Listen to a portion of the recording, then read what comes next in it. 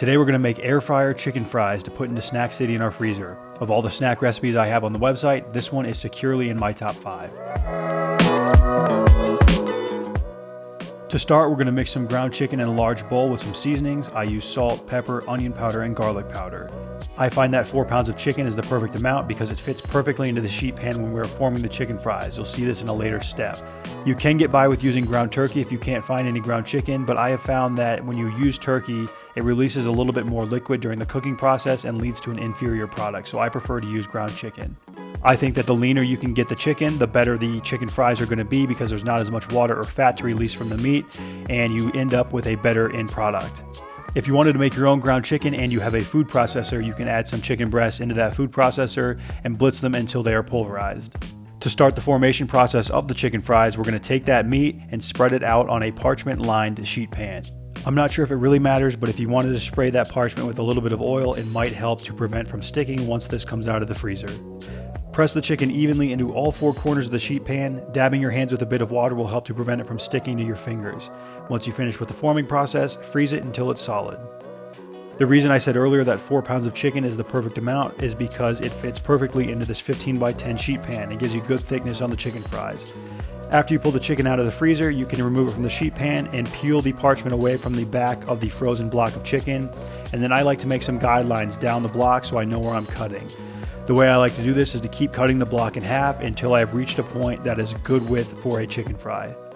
Next step is just to go in the other direction. I cut it in half one more time, and then I take each of those halves and cut them into thirds. This will leave us with a perfect rectangular shape that works awesome for our chicken fries. The reason we have to freeze these is because it's easier to cut. If you try to form these when they're not frozen, it's a sticky mess.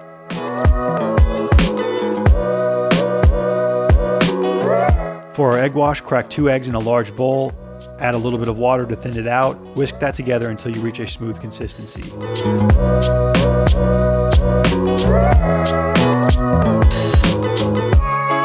We're going to prepare 2 breading stations in either a Ziploc bag or a bowl. To one, add some cornstarch. To the other, add the ground corn chex. Season with salt and pepper for extra flavor.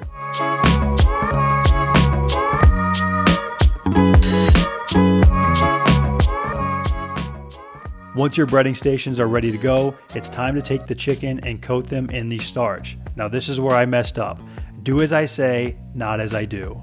The order of breading should go starch, egg wash, corn chex. I, being the huge dunce that I am, went to the egg wash first. The chicken fries here actually came out perfectly fine, and I couldn't even tell the difference between a properly made one, so it turns out you probably don't even need the cornstarch. But for the sake of the recipe as I have it written, the correct order is starch, egg wash, then corn chex.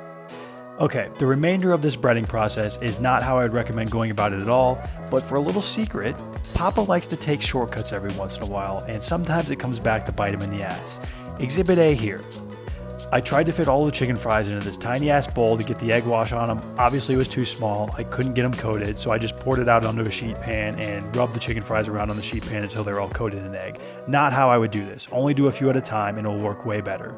So once you have a reasonable amount of the chicken fries coated in the egg wash, you can place them into a Ziploc bag with some of the corn chex. Shake that bag around until they are properly coated, and then you can remove them from the bag and place them onto a sheet pan. I put them in a bowl here. I don't know why. You'll see here in a second. I moved them to a sheet pan like they should be.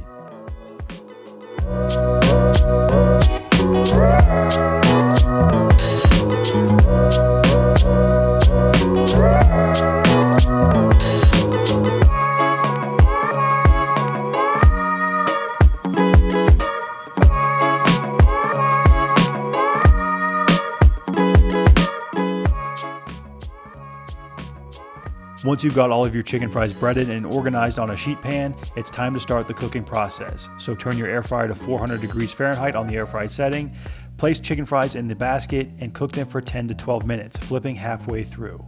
Spraying the tops of the chicken fries with a bit of oil will help promote browning, but it's not something that you absolutely must do if you don't want the extra calories.